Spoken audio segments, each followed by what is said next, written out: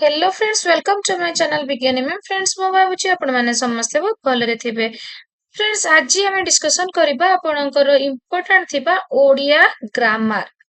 आपणकर ओटीटी दियंतु कि junior teacher दियंतु, Odia grammar आपण मानक पय समस्त को पय इम्पोर्टेंट रहिछि।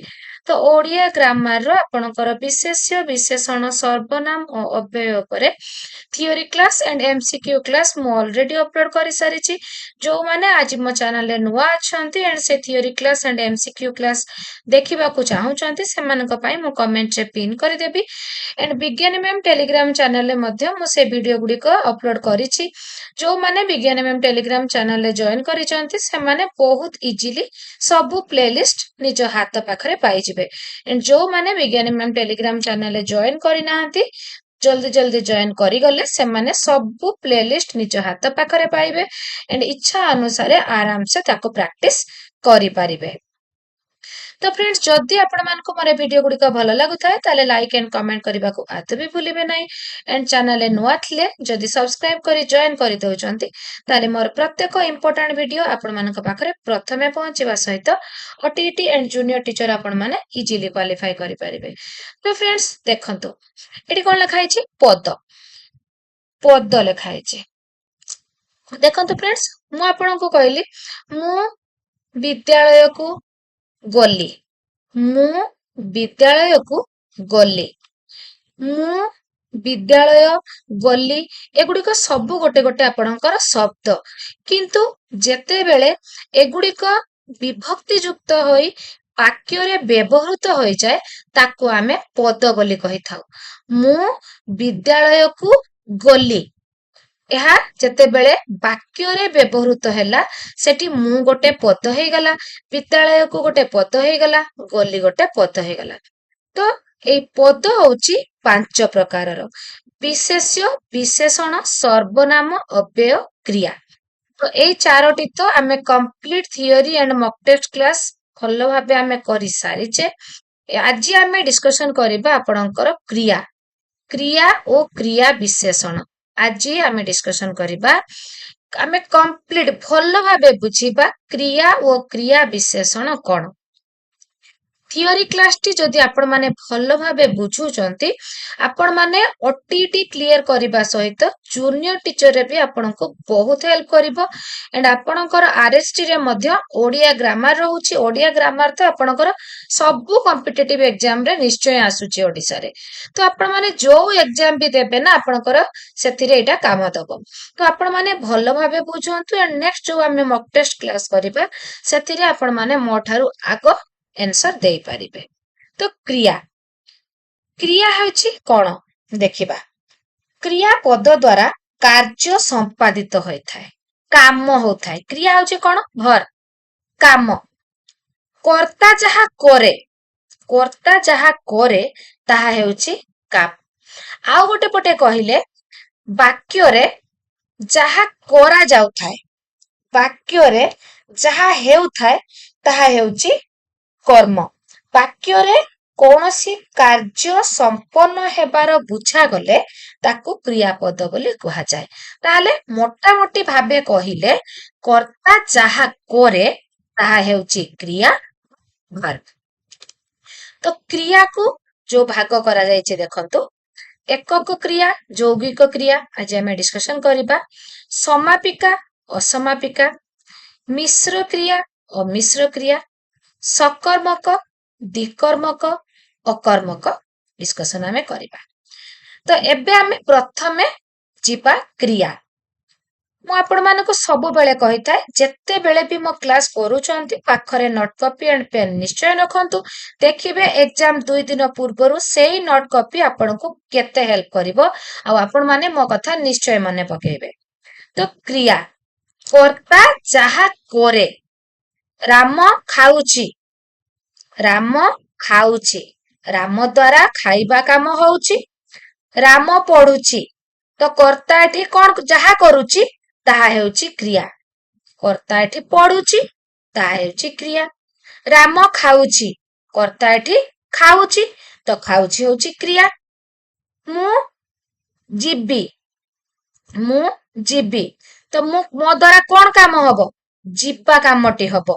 ତ ଏଇଟା ହଉଛି ଗୋଟେ କ୍ରିୟା। ତ ଯିବା, ଆସିବା, ଖାଇବା, ପଢିବା, ଶୋଇବା, ନାଚିବା, ଗୀତ ଗାଇବା, ଖେଳିବା, ତ ଆପଣଙ୍କର ଯେତିକି କାମ ଅଛି ସବୁ ହଉଛି କ୍ରିୟା। ଯେଉଁ ପଦରୁ କୌଣସି କାର୍ଯ୍ୟ ସମ୍ପନ୍ନ ହେବାର ବୁଝାଯାଏ ତାହା ହେଉଛି କ୍ରିୟାପଦ। ହରି କାନ୍ଦୁଛି, ତ ହରି ଦ୍ୱାରା ଏଠି କାନ୍ଦିବା କାମ ହଉଛି।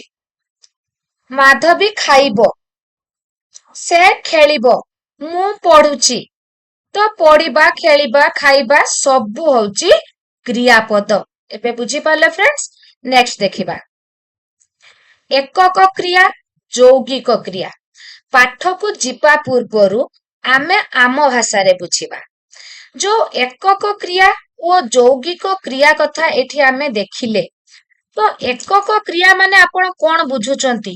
ନିହାତି ଗୋଟେ କ୍ରିୟା ଥିବ। ଯୌଗିକ କ୍ରିୟା ମାନେ ନିହାତି ଦୁଇଟି କ୍ରିୟା ମିଶିକି ଥିବ। ଆମେ ଆମ ଭାଷାରେ ପ୍ରଥମେ ବୁଝିଲେ। ଏବେ ଆମେ ଯିବା ଡେଫିନେସନ କୁ। ଏକକ କ୍ରିୟା, ଯୌଗିକ କ୍ରିୟା। ଏକକ କ୍ରିୟା, ଗୋଟିଏ ଧାତୁ, ଗୋଟିଏ କ୍ରିୟା ଧାତୁ ବିଭକ୍ତିକୁ ନେଇ ଗଠିତ କ୍ରିୟାପଦକୁ ଏକକ କ୍ରିୟାପଦ କହନ୍ତି। ଗୋଟିଏ ଧାତୁ ଆଉ ଗୋଟେ ବିଭକ୍ତି। ପଢନ୍ତି, ପଢ ହଉଛି ଧାତୁ, ଏଠି ଆପଣଙ୍କର ପଢୁ, ପଢ ହଉଛି ଧାତୁ, ପଢେ, ପଢ ହଉଛି ଆପଣଙ୍କର ଧାତୁ। ଆପଣଙ୍କର ଏଠି ଅନ୍ତି, ଉ, ଏ ଏଗୁଡିକ ସବୁ କଣ? ବିଭକ୍ତି। ତ ଏଇ ଧାତୁ ଓ ବିଭକ୍ତିକୁ ନେଇ ଗଠିତ କ୍ରିୟାପଦକୁ ଏକକ କ୍ରିୟାପଦ ବୋଲି ଆମେ କହିଲେ। ତ ଏଠି ଆପଣଙ୍କର କ୍ରିୟା କେତୋଟି ରହିଲା? ଗୋଟିଏ କ୍ରିୟାପଦ ରହିଲା କି ନାହିଁ? ଗୋଟିଏ କ୍ରିୟାପଦ ଯୋଉଠି ଥିବ ଧାତୁ ଗୋଟିଏ କ୍ରିୟାପଦ ଆପଣଙ୍କର କ୍ରିୟା ଧାତୁ ବା ବିଭକ୍ତିକୁ ନେଇ ଗଠିତ କ୍ରିୟାପଦକୁ ଏକକ କ୍ରିୟାପଦ କହନ୍ତି। ପଢନ୍ତି, ପଢୁ, ପଢେ, ତ ଏଟା ହଉଛି ଏକକ କ୍ରିୟା। ଏଠି ଗୋଟିଏ କ୍ରିୟାପଦ ରହିଛି, ଗୋଟିଏ କ୍ରିୟା ରହିଛି। କିନ୍ତୁ ଯୌଗିକ କ୍ରିୟାରେ କଣ ହେଇଛି? ଦୁଇଟି କ୍ରିୟା ଯୋଗ ହେଇ ଗୋଟିଏ କ୍ରିୟାର ଅର୍ଥକୁ ପ୍ରକାଶ କଲେ ତାକୁ ଆମେ ଯୌଗିକ କ୍ରିୟା ବୋଲି କହିବା। ଏକକ କ୍ରିୟାରେ ଗୋଟିଏ କ୍ରିୟା ରହିଲା, କିନ୍ତୁ ଯୌଗିକ କ୍ରିୟାରେ ଦୁଇଟି କ୍ରିୟା ଯୋଗ ହେଲା। ଦୁଇଟି କ୍ରିୟା ଯୋଗ ହୋଇ ଗୋଟିଏ କ୍ରିୟାର ଅର୍ଥକୁ ପ୍ରକାଶ କରୁଥିବ। ମୁଁ କହିବି ନେଇଯାଅ, ନେଇଯାଅ, ନେଇଯାଅ, ଖାଇ ଯାଅ, ଖାଇ ପକାଅ, ଖାଇ ଓ ପକାଅ, ଦୁଇଟି କ୍ରିୟା। ନେଇ ଓ ଯାଅ, ଦୁଇଟି କ୍ରିୟା। ତ ଦୁଇଟି କ୍ରିୟା ଯୋଗ ହୋଇ ଗୋଟିଏ କ୍ରିୟାର ଅର୍ଥକୁ ପ୍ରକାଶ କରୁଥିଲେ ତାହାକୁ ଆମେ ଯୌଗିକ କ୍ରିୟା କହିବା। ରାମ ବହିପତ୍ର ନେଇଯାଅ, ତ ଏଠି ନେଇଯାଅ ଦୁଇଟି କ୍ରିୟା ଅଛି। ତୁମେ ଶୀଘ୍ର ଖାଇ ପକାଅ, ଖାଇ ପକାଅ, ତ ଏଠି ଦୁଇଟି କ୍ରିୟା ଅଛି। ତ ନେଇ, ଖାଇ ଏଗୁଡିକ ସବୁ କଣ? ଅସମାପିକା ରୂପ। ସମାପିକା ନୁହଁ, ଅସମାପିକା। ତ ଆପଣଙ୍କର ପ୍ରଥମେ କ୍ରିୟାଟି ଅସମାପିକା ଏଣ୍ଡ ଯାହାର ଅର୍ଥର ପ୍ରାଧାନ୍ୟ ଥାଏ। କୋଉଟା? ନେଇଯାଅ, ଖାଇ ପକାଅ। ସେଇ ନେଇ ଓ ଖାଇ, ନେଇ ଓ ଖାଇ ହେଉଛି ଅସମାପିକା ରୂପ। ଏହାର ଅର୍ଥ ପ୍ରାଧାନ୍ୟ। କିନ୍ତୁ ତାପରେ ଯେ ଅଛି ଯାଅ ଓ ପକାଅ, ଏଇଟା ହଉଛି ସମାପିକା ରୂପ। ଦେଖନ୍ତୁ, ବହିପତ୍ର ନେଇଯାଅ, ତୁମେ ଶୀଘ୍ର ଖାଇ ପକାଅ। ତ ଆପଣଙ୍କର ନେଇ ଆଉ ଗୋଟେ ହଉଛି ଯାଅ, ଏଠି ହଉଛି ଖାଇ ଓ ପକାଅ। ତ ନେଇ, ଖାଇ ଏ ଦିଟା ହଉଛି ଅସମାପିକା ରୂପ, ଏଗୁଡିକର ପ୍ରାଧାନ୍ୟ ରହୁଛି। ଯାଅ ଓ ପକାଅ ଏଟା ହଉଛି ସମାପିକା ରୂପ, ଏହାର ପ୍ରାଧାନ୍ୟ ଗୌଣ ରହୁଛି। ତ ଆପଣ ମାନେ ଏବେ ମୁଁ ଭାବୁଛି ବୁଝି ପାରିଥିବେ ଏକକ କ୍ରିୟା, ଯୌଗିକ କ୍ରିୟା। ଆମ ଭାଷାରେ ବୁଝିଲେ ଯୋଉଥିରେ ଗୋଟିଏ କ୍ରିୟା ଥାଏ ଏକକ କ୍ରିୟା କହନ୍ତି, ଯୋଉଥିରେ ଦୁଇଟି କ୍ରିୟା ଯୋଗ ହୋଇ ଗୋଟିଏ କ୍ରିୟାର ଅର୍ଥକୁ ପ୍ରକାଶ କରେ ତାକୁ ଯୌଗିକ କ୍ରିୟା କହନ୍ତି। ନେଇଯାଅ, ଖାଇଯାଅ ଆପଣଙ୍କର ହେଲା ଯୌଗିକ କ୍ରିୟା। ସମାପିକା ଅସମାପିକା। ସମାପିକା ଅସମାପିକା। ପ୍ରଥମେ ଆମ ଅର୍ଥରେ ବୁଝିବା। ସମାପିକା ଯୋଉଠି ଲାଗିଲେ ସେଣ୍ଟେନ୍ସଟି ସମାପନ ହେଇଯାଉଥିବ ଆଉ କାହାର ଅପେକ୍ଷାରେ ଆମେ ନଥିବା। ଯୋଉ କ୍ରିୟାର ବ୍ୟବହାରରେ ବାକ୍ୟଟି ସମାପନ ହେଉଥିବ ଆପଣ ସେଣ୍ଟେନ୍ସଟି ବୁଝି ପାରୁଥିବେ। ଅସମାପିକାରେ କଣ ହଉଥିବ? ସେଣ୍ଟେନ୍ସଟି ଆପଣ ବୁଝି ପାରିଲେ ବି ଆପଣଙ୍କର ସେଣ୍ଟେନ୍ସଟି ସମ୍ପୂର୍ଣ୍ଣ ସମାପନ ହଉନଥିବ। କିପରି ଦେଖିବା? ରମେଶ ପୁରୀ ଗଲା। ରମେଶ ପୁରୀ ଗଲା। ରମେଶ ପୁରୀ ଯାଇ ସନ୍ଧ୍ୟାରେ ଫେରିଲା। ଏଠି ପ୍ରଥମ ବାକ୍ୟରେ ଗଲା ବାକ୍ୟଟି ଶେଷ ହୋଇଥିବାର ଜଣା ଯାଉଛି କି ନାହିଁ? ତ ଏଠି ଗଲା ହଉଛି କଣ? ସମାପିକା। କିନ୍ତୁ ରମେଶ ପୁରୀ ଯାଇ ସନ୍ଧ୍ୟାରେ ଫେରିଲା। ଫେରିଲାଟି ହେଲା ସମାପନ ହେଇଗଲା ସେଣ୍ଟେନ୍ସଟି। କିନ୍ତୁ ପୁରୀ ଯାଇ, ଏ ଯୋଉ ଯାଇ ହେଉଛି ଅସମାପିକା କ୍ରିୟା। ଅସମାପିକା କ୍ରିୟା ହଉଛି ଯାଇ, ଖାଇ, ଏଗୁଡିକ ହଉଛି ସେଣ୍ଟେନ୍ସଟି ସମାପନ ହେଉନାହିଁ, ସରୁନାହିଁ। ଆହୁରି ବକ୍ତବ୍ୟ କିଛି ଥିଲା ପରି ବୁଝା ପଡୁଛି।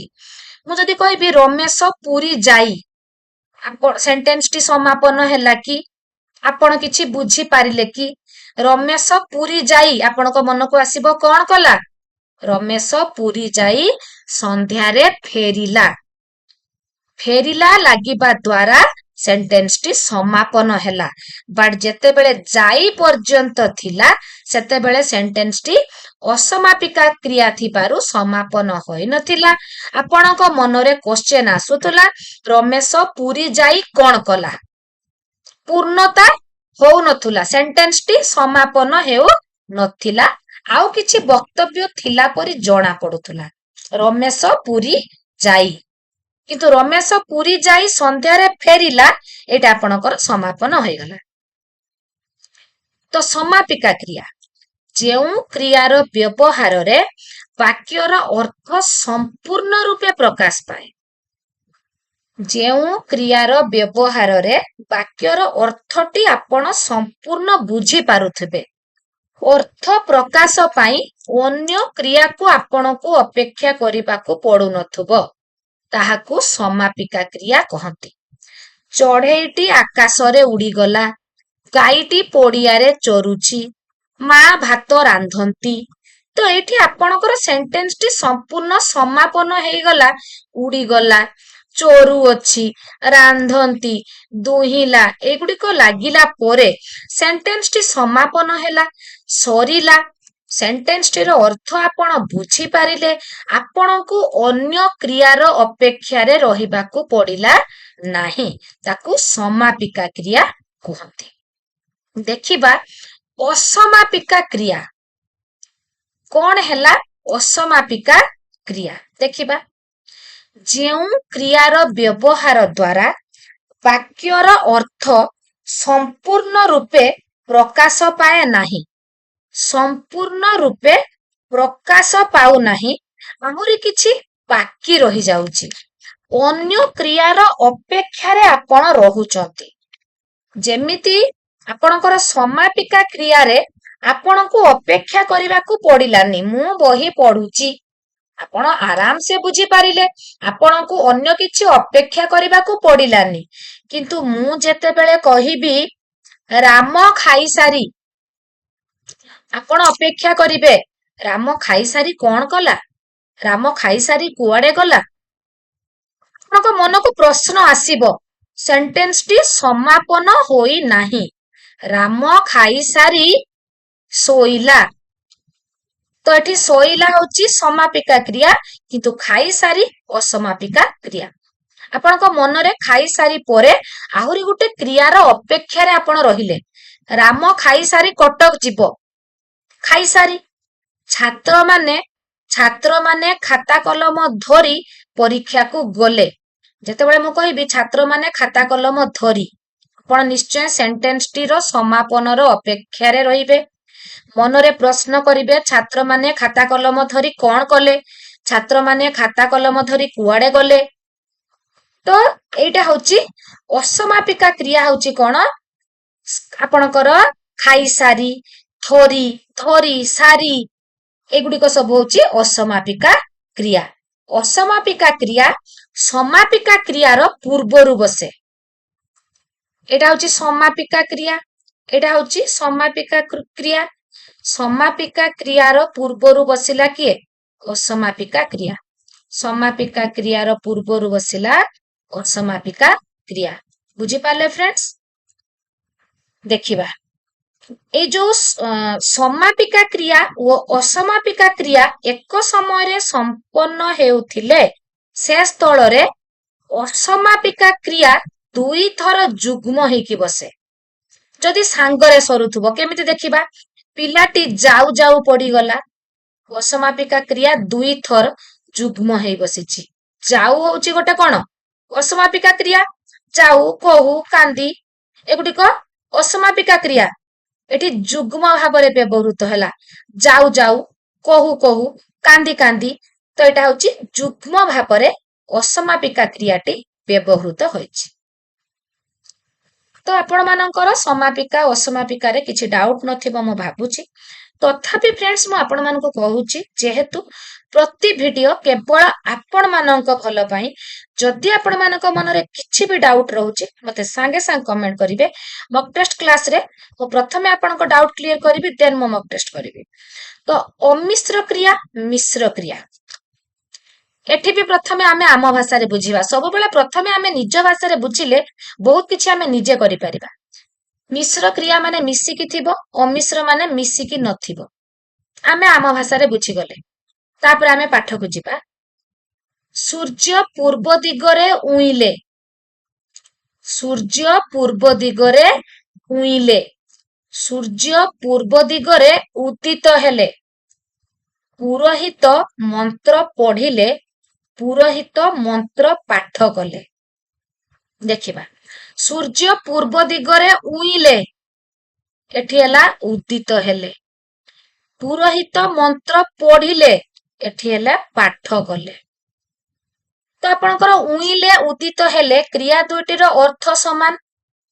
ପଢିଲେ, ପାଠ କଲେ କ୍ରିୟା ଦୁଇଟିର ଅର୍ଥ ସମାନ। ଗୋଟିଏ ପଦରେ ପ୍ରକାଶିତ କ୍ରିୟାକୁ ଅମିଶ୍ର କ୍ରିୟା କହିବା, ଦୁଇଟି ପଦରେ ପ୍ରକାଶିତ କ୍ରିୟାକୁ ମିଶ୍ର କ୍ରିୟା କହିବା। ଗୋଟିଏ ପଦରେ ପ୍ରକାଶିତ କ୍ରିୟାକୁ ଅମିଶ୍ର କ୍ରିୟା, ଏଠି କିଛି ମିଶିନି।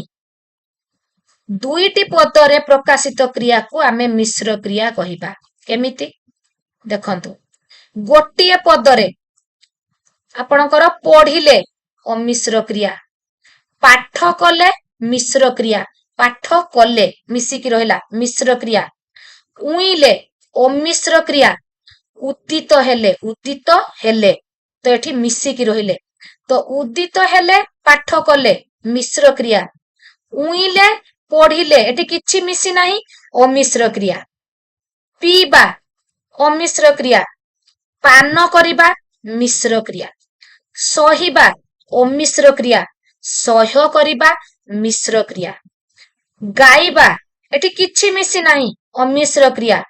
ଗାନ କରିବା, ଗାନ ଆଉ କ୍ରିୟା, ଗାନ ଆଉ କରିବା ଦୁଇଟି ପଦ ରହିଲା, ମିଶ୍ର କ୍ରିୟା।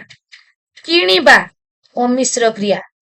କ୍ରୟ କରିବା, କ୍ରୟ ଆଉ କରିବା ମିଶିକି ରହିଲା ମିଶ୍ର କ୍ରିୟା। ବୁଝିପାରିଲେ ଫ୍ରେଣ୍ଡସ୍? ନିଶ୍ଚୟ ବୁଝିପାରିଥିବେ। ଗୋଟିଏ ପଦରେ ପ୍ରକାଶିତ ହେଲେ କିଛି ନ ମିଶିଥିଲେ ଅମିଶ୍ର କ୍ରିୟା, ଦୁଇଟି ପଦରେ ପ୍ରକାଶିତ ହେଲେ ମିଶିକି ରହିଥିଲେ ମିଶ୍ର କ୍ରିୟା। ଏକାଧିକ ପଦର ମିଶ୍ରଣରେ ଗଠିତ କ୍ରିୟାପଦକୁ ମିଶ୍ର କ୍ରିୟା କୁହାଯାଏ। ଏକାଧିକ ପଦରେ, ରାମ ଫଳ ବିକ୍ରୟ କରୁଅଛି, ବିକ୍ରୟ ଗୋଟେ ପଦ, କରୁଅଛି ଗୋଟେ ପଦ। ଏକାଧିକ ପଦର ମିଶ୍ରଣରେ ଗଠିତ ହେଇଛି ବିକ୍ରୟ କରୁଅଛି, ତ ତାହା ହେଲା ମିଶ୍ର କ୍ରିୟା। ବହିଟି ମୁଁ ଆଗ୍ରହର ସହ ପଠନ କଲି, ଏକାଧିକ ପଦ ରହିଲା, ତ ଏଠି ହେଲା ମିଶ୍ର କ୍ରିୟା। ବିକ୍ରୟ କରୁଅଛି ଦୁଇଟି ପଦ, ପଠନ କଲି ଦୁଇଟି ପଦ, ମିଶ୍ରିତ ହେଇକି ରହିଥିବାରୁ ମିଶ୍ର କ୍ରିୟା। ଅମିଶ୍ର କ୍ରିୟା, ଏଠି ଗୋଟିଏ ପଦର ସୃଷ୍ଟି, ଏଠି କିଛି ମିଶିନି। ପିଲାଟି ସେଜରେ ଶୋଇଛି, ପକ୍ଷୀଟି ଆକାଶରେ ଉଡୁଛି, ରାମ ଫଳ ବିକୁଛି। ଏଠି ଗୋଟିଏ ପଦର ସୃଷ୍ଟି ହେଇଛି କ୍ରିୟାଟି। ବହିଟି ମୁଁ ଆଗ୍ରହର ସହିତ ପଢିଲି। ଯଦି ଏଠି ଥାନ୍ତା ବହିଟି ମୁଁ ଆଗ୍ରହର ସହିତ ପଠନ କଲି, ତ ପଠନ କଲି ମିଶିକି ରହିଲା ମିଶ୍ର କ୍ରିୟା। ରାମ ଫଳ ବିକୁଛି, ବିକୁଛି ଅମିଶ୍ର କ୍ରିୟା। ଯଦି ମୁଁ କହିଥାନ୍ତି ବିକ୍ରୟ କରୁଛି, ତ ଦୁଇଟି ପଦ ହେଇଥାନ୍ତା, ମିଶ୍ର କ୍ରିୟା ହେଇଥାନ୍ତା। ବୁଝିପାରିଲେ ଫ୍ରେଣ୍ଡସ୍, ମିଶ୍ର ଅମିଶ୍ର ନିଶ୍ଚୟ ବୁଝିପାରିଥିବେ। ପିଇବା ପାନ କରିବା, ସହିବା ସହ୍ୟ କରିବା, ଗାଇବା ଗାନ କରିବା, କିଣିବା କ୍ରୟ କରିବା, ଦେଖିବା ଦର୍ଶନ କରିବା, ଏଟା ହଉଛି ଆପଣଙ୍କର ମିଶ୍ର କ୍ରିୟା ଅମିଶ୍ର କ୍ରିୟା। ଏଠି ରହିଗଲା ଶୁଣି ଥାଇପାରେ, ଚାଲି ଯାଇପାରେ, କହି ଯାଇ ସାରନ୍ତୁ। ଏଠି ସବୁ କଣ ହେଇଛି ମିଶିକି ରହିଛି। ଦୁଇଟି ଧାତୁ ନୁହେଁ, ଏଠି ତିନୋଟି ଧାତୁର ମିଶ୍ରଣରେ ବି ମିଶ୍ର ଧାତୁ ହୋଇଛି। सकर्मक अकर्मक द्विकर्मक। एठी पुणी आमे प्रथमे आम निज भाषा बुझिबा। सकर्मक, स माने सहित, सकर्मक कर्म सहित, अकर्मक कर्म सहित नुहे, द्विकर्मक दुईटी कर्म सहित। बुझी पाले फ्रेंड्स, वर्ग आधार रे क्रिया को तीन भाग रे करा जायछि। सकर्मक कर्म सहित, द्विकर्मक दुईटी कर्म सहित, अकर्मक कर्म नथिबो। एबे आमे उदाहरण को जिबा। सकर्मक जेउ क्रियार कर्म थाए ताकू सकर्मक क्रिया कहंती। कर्म थाए, गीता भात खाउची, गीता कोन खाउची, गीता भात खाउची, तो भात हैला आपनकर कर्म, तो गीता भात खाउची होची सकर्मक क्रिया। बापा भागवत पढुछंती, बापा कोन पढुछंती, भागवत, तो भागवत होची कर्म। बासंती गीत गाइला, तो गीत एठी हैला आपनकर कर्म। देखिबा तो एठी कर्म सहित थिबारु एहा हैला सकर्मक। द्विकर्मक कोन, जेउ क्रियार दुईटी कर्म थाए। शिक्षक छात्र को प्रश्न पचारिले, छात्र को प्रश्न दुईटी कर्म। मो बापा मते गोटिए घंटा किनी देले, मते घंटा, एठी दुईटी कर्म। तो दुईटी कर्म थिबारु याकू द्विकर्मक कुहा जाए। तो दुईटी कर्म भितरु गोटिए प्राधान्य रही थाए, गोटिए गौण रही थाए। गोटिए मुख्य, गोटिए होची गौण। तो आपणकर प्रथमटी रे मुख्य कर्म होची प्रश्न, गौण कर्म होची छात्र। मुख्य शिक्षक छात्र को प्रश्न पचारिले, तो प्रश्न पचारिले, शिक्षक छात्र को कौन पचारिले, प्रश्न, एटा होची मुख्य कर्म।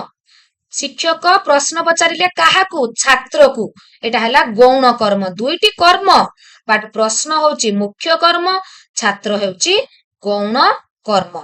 तापरे थिला आपणकर घंटा होची मुख्य कर्म, मते होची गौण कर्म। मो बापा मते गोटिए कोन किनी देले, घंटा किनी देले, मुख्य कर्म, मते होची गौण कर्म। दुईटी कर्म रहिथिबारु द्विकर्मक।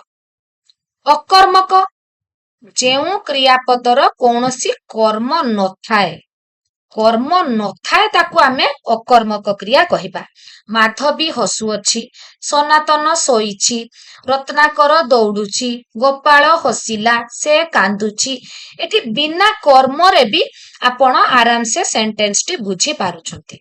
माधवी हसुछि, सनातन सोईछि, कोण हसुछि, कोण सोईछि, कोण दौड़ुछि, कोण हसिला, कोण कांदुछि। एठी कोण लगे कि पचारिले किछि भी प्रश्नर उत्तर आसु नाही। तो सब गुडी को हैला आपनकर कोन अकर्मक क्रिया, कर्म न थाई कि जो क्रिया होय थाए।